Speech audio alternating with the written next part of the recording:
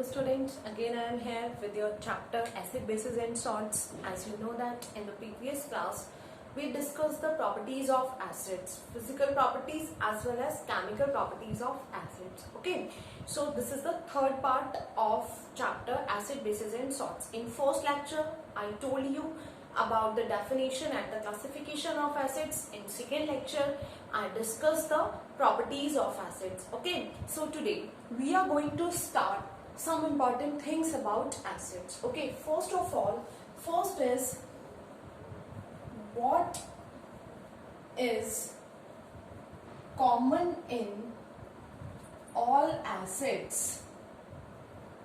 Okay, so can you answer this? What is common in all acids? सभी acids में जितने भी acids हैं, what is the common thing in all acids? Yes, the common thing in all acid is all acids contains or all acids released when they dissolved in aqueous solution what? H positive ions, hydrogen ions or hydronium ions. Okay, so what is common in all acids? All acids contain H positive ion, hydrogen ions or hydronium ion. As I told you, hydrogen ion and hydronium ions are the same. There is no difference between hydrogen ion and hydronium ion because hydronium ion is the mixture of H positive ion plus water. Okay, so when H positive ion, hydrogen ion are combined with water, then it becomes hydronium ion. Okay, so you can say hydrogen ion or hydronium ion. There is no difference between hydrogen ion and hydronium ion. For our comfortness, we write hydrogen ion. है ना, comfortness के लिए या writing में easy होता है, लिखने में इजी है, तो हम हाइड्रोजन आयन को यूज करते हैं. बाकी दोनों में कोई डिफरेंस नहीं है. There is no difference between hydrogen ion and hydronium ion. Okay, so I hope you understand all acid contain hydrogen ion and hydronium ion, है ना. But how do we can say hydrogen ion and hydronium ion contain compounds are acids? Okay, so always remember acids always contain water. Means the compounds which we are saying that these are acids, they must contain some amount of water. Either the amount of water is more or the amount of water is less. Means if we are talking about HCl, okay, HCl is hydrogen chloride. It is hydrogen chloride and hydrogen chloride is a gas. It does not show the properties of acid until or unless it contains some amount of water. Means we can say water is necessary, water is mandatory, water is important for any compound to show the properties of acid. कोई भी compound acid की properties तभी show करेगा जब उसमें water add होगा. Means always we can say acids always contain a particular amount of water. The amount of water may be more or less. It depends on the concentration of acid. If we are going to make concentrated acid, the amount of water is less. If we are going to make the diluted acids, the amount of water is more than acid. Okay, as we know that the concentrated acids are corrosive in nature, so to remove the corrosiveness of acids, we make the acid diluted. Okay, so here it is very important to understand all the compounds which are showing the properties of acids. They must contain amount of acids. Okay, they must contain amount of acid. जब उनको बनाया जाता है तो acids में water की amount add करके ही बनाया जाता है. And what does it mean if we are saying the compounds which gives hydrogen ion और hydronium ion on dissolving in water, these are acids. Means इसका क्या मीन्स हुआ कि अगर हम ये बोलते हैं वो कंपाउंड्स जो वाटर में डिसॉल्व करने पर हाइड्रोजन आयन दें और हाइड्रोनियम आयन दें, they all are acids. Even we are saying that acids contain water, है ना, जबकि हम ये बोल रहे हैं कि एसिड में वाटर कंटेन होता है, वाटर हमेशा ऐड होता है. but it means you can say acids are always aqueous solution. Acids aqueous solution होते हैं. Here two terms we used. First is ionization, and second is dissociation. So don't be confused in these two terms. Ionization means when we are going to do the electrolysis of acidic solution, the acids get ionized into its respective ion. Okay, what I am saying, if we are going to do the electrolysis of acidic solution, this acidic solution which is aqueous in nature, okay, so this acidic solution ionize to give its respective ion. So this is also called as dissociation. Dissociation means dissociation of acidic solution into its respective ions, and ionization also means when acidic solution get ionized, get dissociate to give the respective ion. This process is called ionization. Means dissociation of ion is known as ionization. Okay, so don't be confused in dissociation and ionization. These two are like similar terms. Ionization और dissociation में कोई difference नहीं होता है. Ionization means ions में जब वो ionize हो जाता है, means if it give ions, and dissociation means ions में dissociate.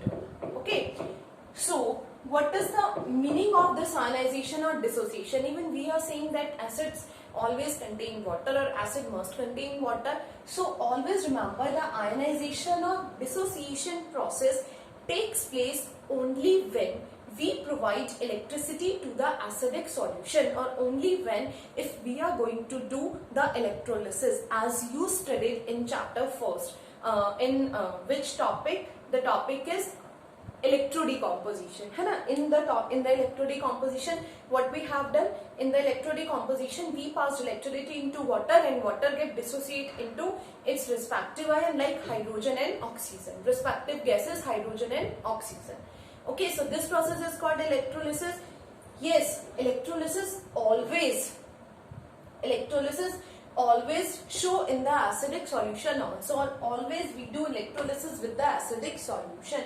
So ionization and dissociation means when we are going to provide electricity, or when we are going to do the electrolysis of acidic solution, then if the solution get dissociate or the solution get ionized into its respective ion, and at the same time the solution gives hydrogen ion in the solution. Okay, when we are going to do electrolysis of certain compound, okay, and we are going to find out the compound is acid or not, है ना? तो हमने क्या किया कि हमने उस compound को solution की electrolysis कराई. Electrolysis मीन कि हमने एक बीकर लिया, और बीकर में सपोज हमने एक सॉल्यूशन लिया, उस सॉल्यूशन में हमने इलेक्ट्रोड्स लगाए, कैथोड एंड एनोड, ठीक है. और जब आप इलेक्ट्रिसिटी प्रोवाइड कराएंगे, यहाँ पे मैंने बैटरी लगा दी, बैटरी लगाकर तो इलेक्ट्रिसिटी प्रोवाइड कराने के बाद क्या होगा, इलेक्ट्रिसिटी प्रोवाइड कराएंगे तो आपके जो आयंस हैं वो डिपॉजिटेड होना स्टार्ट हो जाएंगे रिस्पेक्टिव इलेक्ट्रोड्स पे, है ना? आपको पता है नेगेटिव इलेक्ट्रोड और positive electrode.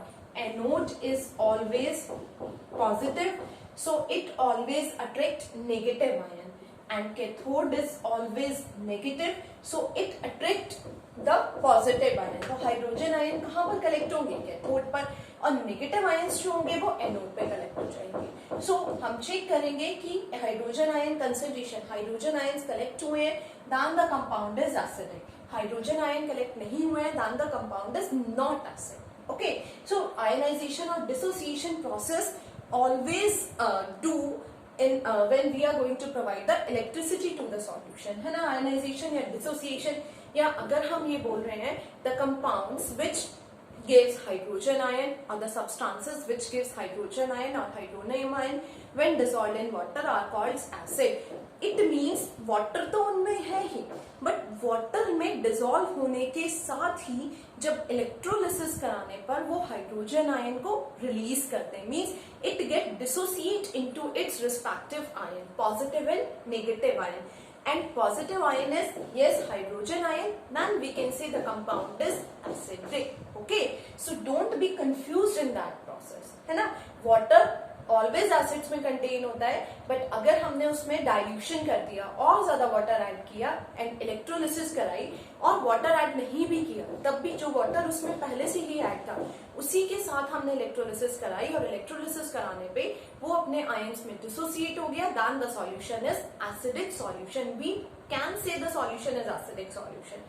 Okay, so acidic solutions वो होते हैं जो वाटर में डिसॉल्व करने पर, मींस इलेक्ट्रोलिसिस कराने पर, आयनाइजेशन कराने पर, डिसोसिएशन कराने पर अपने आयंस में डिसोसिएट हो जाए, हाइड्रोजन आयन दे और हाइड्रोनियम आयन दे. The substances are called as acids. उन सब्सटेंसेस को ही हम एसिड्स बोलते हैं. अब ये तो हमें पता चला what is the common in all acids. Common क्या है एसिड्स में? एसिड्स में कॉमन ये है कि जब भी हम एसिड्स को वाटर में ऐड करते हैं, वाटर में डिसॉल्व करते हैं, they must give the hydrogen ion, they must give the hydronium ion. वो हाइड्रोजन आयन और हाइड्रोनियम आयन हमें देते हैं. But the second question is which arises in our mind. Second question क्या है जो हमारे माइंड में हमेशा आता है? वो सेकेंड क्वेश्चन ये है कि जब भी हम एसिड्स, यस, वो सेकेंड क्वेश्चन ये है कि जब भी हम किसी भी सॉल्यूशन को, किसी भी कंपाउंड को वाटर में डिसॉल्व करते हैं तो क्या वो एसिड ही होगा? Means all hydrogen containing compounds are acids. All hydrogen containing compounds are acids, or all the solutions which are going to make by adding water into them are acids. है ना, कि जितने भी सॉल्यूशंस वाटर ऐड करके बनाए जा रहे हैं या वो सॉल्यूशंस जिनमें हाइड्रोजन आयन है, क्या वो सभी एसिड्स हैं? नो, ऐसा नहीं है. ओनली दो substances which dissociate into its respective ion, जो इलेक्ट्रोलिसिस कराने पर अपने आयंस में डिसोसिएट होगा, वही इलेक्ट्रोलाइट होगा. और इलेक्ट्रोलाइट होगा तो वो एसिड हो सकता है. फॉर एग्जाम्पल, अगर हमने ग्लूकोज की बात करें, C6H12O6, एक हमने बेंजीन ले लिया C6H6, एक हमने अल्कोहल लिया C6H5OH. ओके, ये तीन सॉल्यूशंस हमने लिए हैं और इन तीनों सॉल्यूशंस को हमने क्या किया, व्हाट वी हैव डन, इन तीनों सॉल्यूशंस को हमने पर्टिकुलर बीकर में लिया है टर्न वाइज हमने इसमें एक इलेक्ट्रिसिटी का apparatus लगा दिया. मींस यहाँ पर हमने इलेक्ट्रोड्स लगाए और इलेक्ट्रोड्स लगाने के बाद suppose in this beaker we have glucose. Okay, तो यहाँ पे मैंने बैटरी लगा दी. बैटरी के बाद यहाँ पे हमने क्या किया, एक बल्ब लगा दिया. बल्ब क्यों लगाया है हमने?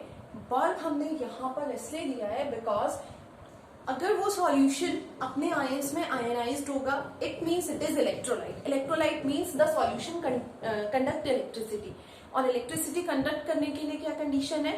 When it get dissociate into it's ion, yes it of course conduct electricity. तो इलेक्ट्रिसिटी कंडक्ट करेगा तो बल्ब ग्लो होगा. बल्ब ग्लो होगा, इट मींस जो सॉल्यूशन है वो अपने आयंस में डिसोसिएट हो रहा है. And then we can see yes these hydrogen containing compounds are acid. But ऐसा होता नहीं है. जब आप ग्लूकोज लेंगे, आप यहाँ पे बेंजीन लेंगे, आप यहाँ पर अल्कोहल लेंगे, ठीक है. तो आप इन सॉल्यूशंस में जब इलेक्ट्रिसिटी पास कराएंगे तो इलेक्ट्रिसिटी पास कराने के बाद बल्ब ग्लो नहीं होगा. If the bulb does not glow, it means if the bulb does not glow, it means the solution is not acid. It means hence proved that it is not mandatory, it is not necessary that all the hydrogen containing compounds are acids. So what are acids? Only those compounds which get dissociates into its respective ions. है ना, hydrogen containing compound है, ions में dissociate होगा तो obviously H positive ion को release कर देगा. But hydrogen containing compounds है, but it does not dissociate into its respective ion. Ions में डिसोसिएट नहीं होगा, means it is non-electrolyte. Class 8 में हमने पढ़ा था, चैप्टर 14 है chemical effect of electric current. ठीक है, वहां पे अगर आप थोड़ा सा रिकॉल करेंगे तो वहां पे हमने इलेक्ट्रोलाइट्स पढ़े थे, नॉन इलेक्ट्रोलाइट्स पढ़े थे, स्ट्रॉन्ग कंडक्टर्स पढ़े थे, वीक कंडक्टर्स पढ़े थे. Strong conductor of electricity, weak conductor of electricity. तो अगर आपको थोड़ा सा इसमें प्रॉब्लम आ रही है तो if you have NCERT of class 8 so you can recall the terms, आप इन टर्म्स को रिकॉल कर सकते हैं। कंडक्टर्स क्या होते हैं, गुड कंडक्टर्स क्या होते हैं। यहाँ पे हम मेटेलिक कंडक्टर्स की बात नहीं कर रहे हैं, means solutions, the solutions which are conductors which conduct electricity और नॉट, है ना। This is also known as chemical effect of electric current. Means वो केमिकल्स जिनसे इलेक्ट्रिक करंट फ्लो होगा, जो इलेक्ट्रिक करंट कंटेन कर सकते हैं, कंडक्ट कर सकते हैं। So only those compounds which get dissociate into its respective ion are only the conductors of electricity. They may be good conductors, means they may be strong conductors or weak conductor. As you can say, all the strong acids are strong conductor of electricity and all the weak acids are weak conductor of electricity. तो weak conductor से क्या होगा, bulb जो होता है वो dim glow होता है, और weak conductors को चेक करने के लिए हम बल्ब की जगह एलईडी लाइट भी यूज करते हैं। बिकॉज वीक कंडक्टर्स क्या है, बिकॉज बल्ब की जो पावर होती है वो बहुत ज्यादा होती है, तो वीक कंडक्टर हो सकता है इसको ग्लो ही ना करे। तो वहां पे हमारी जो कैलकुलेशन है, एक्सपेरिमेंट है, थोड़ा सा एरर आने के चांसेस होते हैं। तो to remove this error we prefer tester और we prefer LED lights to check the strong electrolyte and weak electrolyte solutions. Okay, so I hope this concept is clear to all of you. What is the meaning of ionization? What is common in all acids? And yes, of course, are all the hydrogen containing compounds acid? क्या जितने भी hydrogen containing compounds होते हैं वो acids होते हैं? तो ये इनके लिए बहुत अच्छी आपकी एक्टिविटी है जिसको आप एनसीईआरटी में भी गिवन है, एनसीईआरटी से भी इसको रीड कर सकते हैं। Okay, so next one is, इसको मैं थोड़ा सा हाइड्रोनियम आयन बता देती हूँ। ओके, ये मैंने आपको एक एग्जांपल पहले भी बताया था। If we are taking HCl को जब आप वाटर में डिसॉल्व करते हैं, HCl को जब हम वाटर में डिसॉल्व करते हैं, how we can justify that HCl hydrochloric acid is an acid और HCl hydrogen chloride is an acid. जब ये डिसोसिएट होता है तो H पॉजिटिव और Cl नेगेटिव देता है, H पॉजिटिव और Cl नेगेटिव देता है। As you know that water जब आयनाइज होगा, डिसोसिएट होगा तो H पॉजिटिव और OH नेगेटिव देता है। ओके, तो हम कैसे कह रहे हैं कि जब हमने HCl को वाटर में ऐड किया and provide electricity, then it release hydrogen ion और इट इज एन एसिड। तो बेसिकली क्या रिएक्शन होगा, HCl इलेक्ट्रिसिटी कंडक्ट कराने से अपने आयंस में ब्रेक होना स्टार्ट हो जाएगा। ओके, तो ये जो आयंस में ब्रेक होगा, यहाँ पर पॉजिटिव नेगेटिव आयंस रिलीज हो जाएंगे, अलग हो जाएंगे, और ये H पॉजिटिव इस वाटर के साथ मिलकर हाइड्रोनियम आयन कंसंट्रेशन बना लेता है। That's why we are saying that the compounds which gives hydrogen ion और hydronium ion in the aqueous solution on passing electricity are always acids, because this hydronium ion contain H positive and as well as water. Okay, तो यहाँ पे अगर मैं H positive लिखूं वो भी correct है। इस हाइड्रोनियम आयन का मीन्स क्या है, हाइड्रोनियम आयन का मीन्स हुआ कि यहाँ पे जब ये अपने आयंस में डिसोसिएट हुआ तो वाटर के साथ इसके पॉजिटिव आयन ऐड हो गए and it forms hydronium ion. Hydronium ion form किया, then we say that this is acid होगा। ओके, डाइल्यूशन के लिए मैंने आपको बताया था, when we are going to do dilution what should we recommended, water to acid और acid to water. I hope आप समझ गए होंगे। जब भी हम एसिड्स में डाइल्यूशन करते हैं, what should we prefer, we always prefer acid to water, not water to acid, because if you are going to add drop by drop acid into water, the exothermic reaction or the heat evolved from the acid get absorbed by the water.